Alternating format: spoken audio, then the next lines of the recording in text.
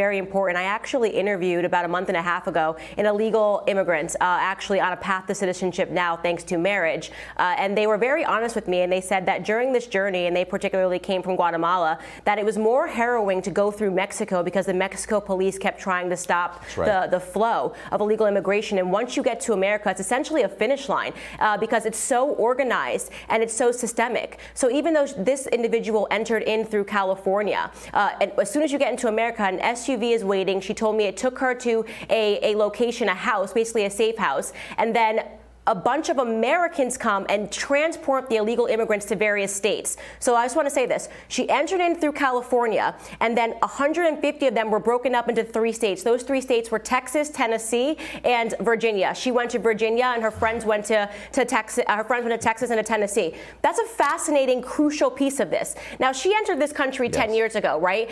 Since then, Virginia has gone blue. We know that the Biden administration is having planes enter in Chattanooga. This made the news a couple of weeks ago, filled with illegal immigrants in the middle of the night. What's really going on here? This didn't just begin when Biden and Kamala got into office. This has been going on for a very long time, I believe, a very long time. And when Trump got into office and started talking about stopping the flow, they really got upset and they got very angry because there has been something that has been going on in terms of trafficking over the border to change demographics of this country for a long time. It is not a conspiracy theory. It is the truth. And I am so happy that you're talking about it because at the end of the day, we know that Kamala Harris are not concerned about fixing the crisis. They're concerned about accelerating a plan that went into motion a very long time ago, and Americans need to wake up into it because you are correct. It is an invasion.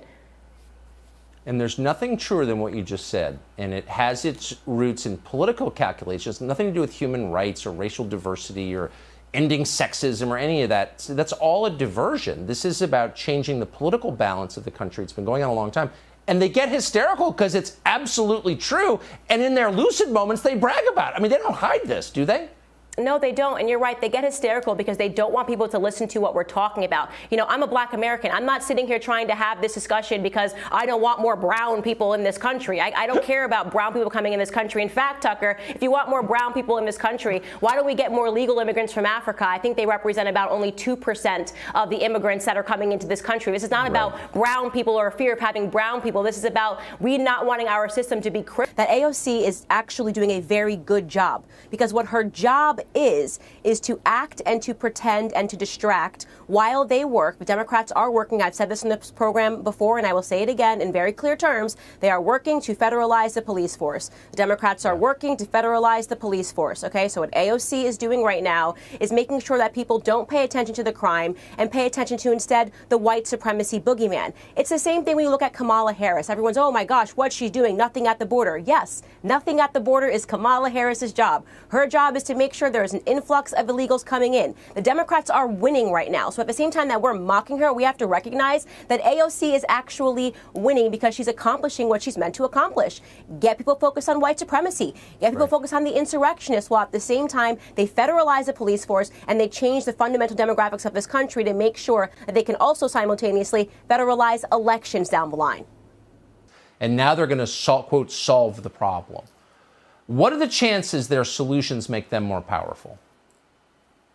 100%. The chances are 100% that the solutions are going to make them more powerful. Look, I'll say it. I'll spell it out plainly. The United States government at this point is engaged in criminality. There's really no other way to say it. They know exactly what they're doing. They're using black people and racism as pawns to distract people from what's actually going on, which is our government has increased its power exponentially over the last 2 years. I mean, COVID-19, they've extended their powers into telling you when you can open your businesses, when you can breathe, literally. When you can breathe, right? COVID-19, among other things, will be remembered as one of the greatest wealth transfers of the government to itself, right? Taking our taxpayer dollars and giving themselves trillions upon trillions. You bring up Lori Lightfoot. This is a woman who just decided that she's going to use COVID-19 funds. She's going to transfer 10 million of those dollars, Tucker, to explore a public health crisis that is racism. What does it even mean? I'll tell you what it means. It means that there's going to be more government, right? They're going to employ more people. Government is going to get more power because they're going to keep this issue going. And that is exactly why, if you're wondering why they're talking about Juneteenth, you can file that under critical race theory. You can file that under the 1619 Project. All of these things are meant to distract from us taking a look at where everything bad that is happening in our country right now is coming from. And that is the United States government being controlled by Democrats who seek nothing more than to enrich and empower themselves. Man, that was about the crispest summation I've heard in a long time of a very complex issue. We need help. We need help. Do you recall, Tucker, a few months ago when I said to you that the entire defund the police movement, the entire purpose behind what the Democrats do, they don't do anything without purpose. They are always taking a part and parcel of a Machiavellian scheme. I said to you, Tucker, that they're going to start requesting, want the streets to get bad enough until they say, we now need federal help. And at that moment, you're going to see them start talking about a federal police.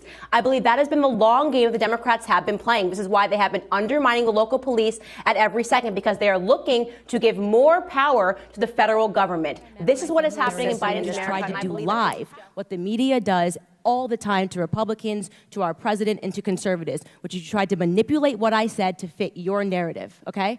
I was not referring to the subject matter that is hilarious. I said it's hilarious that we are sitting in this room today, and I've got 2 doctors and a missus, and nobody can give us real numbers that we can respond to so we can assess how big of a threat this is. Because you know that it is not as big of a threat as you are trying to make it out to be so that you can manipulate. And the audacity of you to bring up the Christchurch shooting manifesto and make it seem as if I laughed at people that were slaughtered by a homicidal maniac is, in my opinion, absolutely despicable. And I think that we should be above that.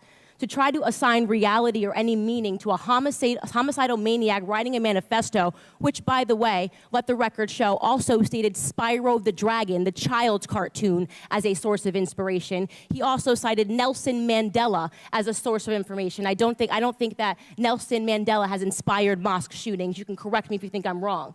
You would rather assign meaning to a homicidal maniac than to actually address the things that I said today that are actually harming Black America. Number 1, father absence. Number 2, the education system and the illiteracy rate. Illegal immigration ranks high, abortion ranks high, white supremacy and white nationalism, if I had to make a list again of 100 things, would not be on it. This hearing, in my opinion, is a farce, and it is ironic that you're sitting here and you're having 3 Caucasian people testify and tell you what their expertise are. Do I know what my expertise are?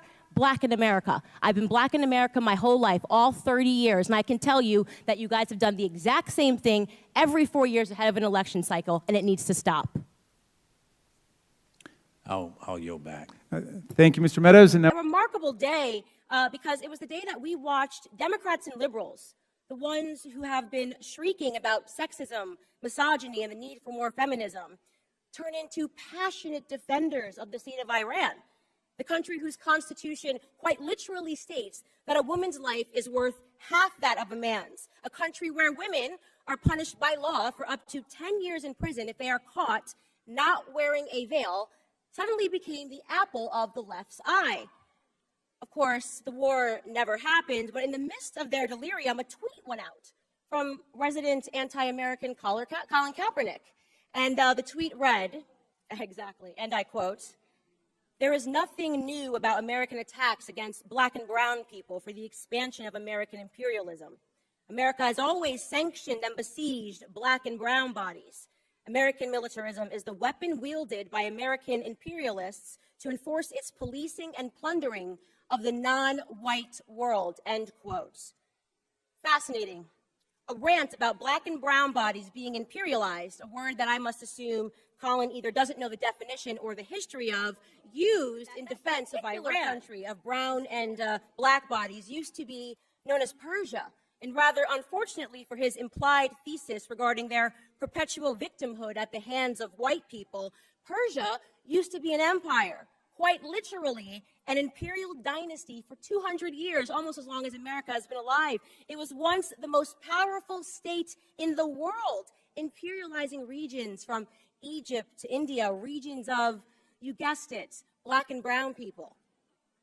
And while I have to say that I was not shocked to learn that Colin Kaepernick has evidently never picked up a historical textbook, I will say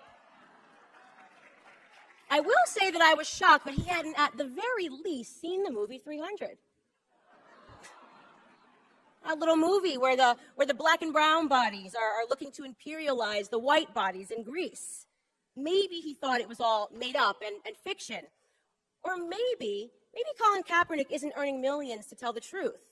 Maybe he's being paid millions to convince black and brown bodies that they are oppressed, to keep them angry and confused and uneducated, which could explain why on Thanksgiving Day of last year, Colin tweeted, I quote, "The U.S. government has stolen over 1.5 billion acres of land from indigenous people.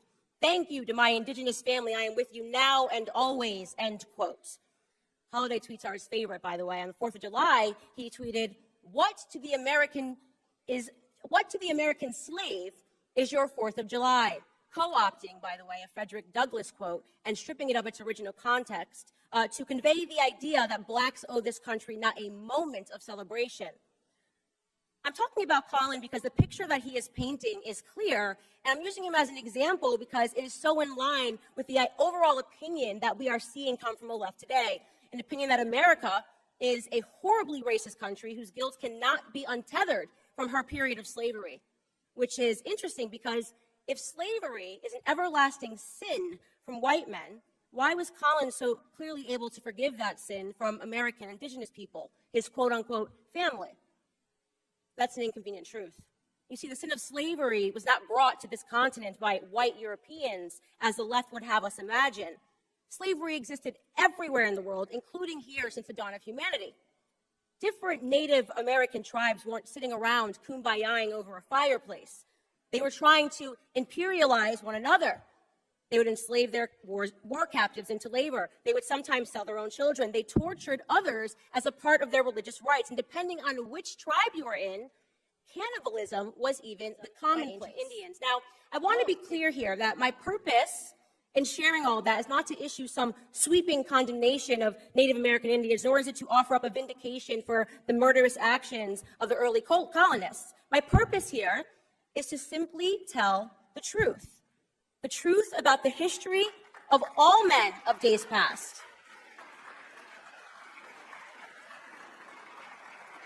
The truth about the history of all men of days past, a history that is complex, ugly, brutish, immoral, and leaves no man, regardless of his skin complexion, guiltless. But the left wants us to believe otherwise. To them, imperialism, cannibalism, murder, slavery, all of these undeniably sinful acts are forgiven in a historical context so long as they were not committed by white men. So they can forget the murderous Persian Empire. They can forget the cannibalism of indigenous tribes. They can forget the heinous actions of imperialistic Egyptian Empire, the Turkish Empire, the Muslim Abbasid and Rashidun Caliphate empires, the Chinese Qing and Ming empires, the Mongol Empire, the Ottoman Empire, the Japanese Empire. We can forget the fact that the overwhelming majority of the world's empires were not run by white men. They also, by the way,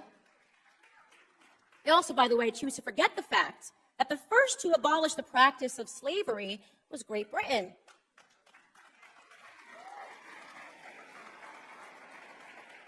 They were then followed by the French colonies, who were then followed by the United States. Centuries of slavery and 3 countries of white men led the world in ending it.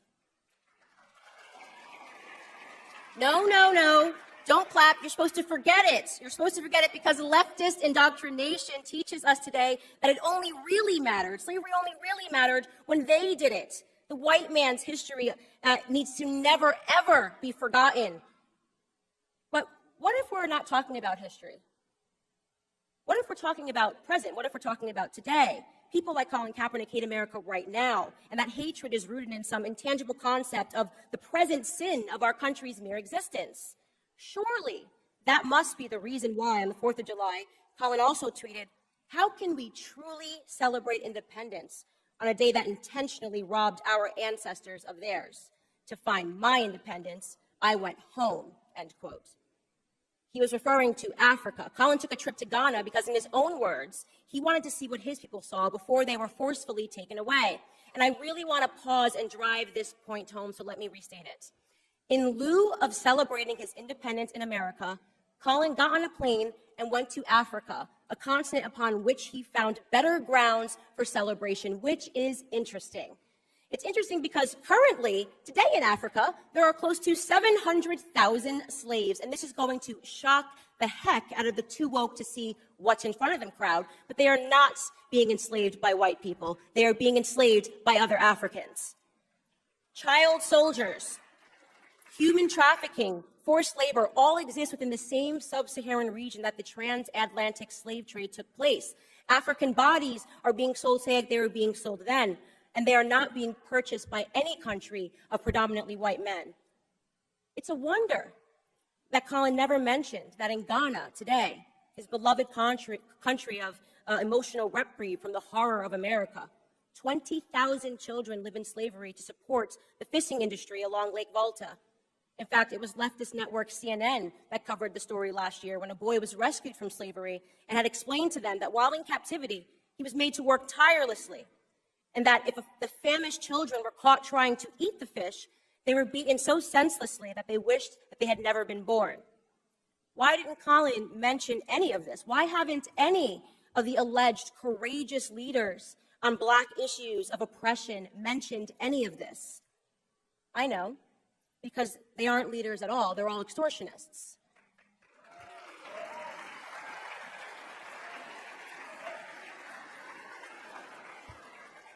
Colin extorted Black America to earn millions. Colin extorted Native Americans to maintain his image, and Colin extorted Ghana for a photo op so he could continue to earn those millions. But Colin wasn't the first, he isn't the only, and he certainly won't be the last. So, to Al Sharpton, Jesse Jackson, to Nisi Coates, to CNN, to the New York Times, to MSNBC and their anchors, to every single one of you race hustlers who have extorted Black pain to line your own pockets, who have blindfolded the Black youth against seeing the opportunities that lay beneath their feet here in America, in the land of the free, in the home of the brave, I say this to you. There will be a Blexit, a Black exit.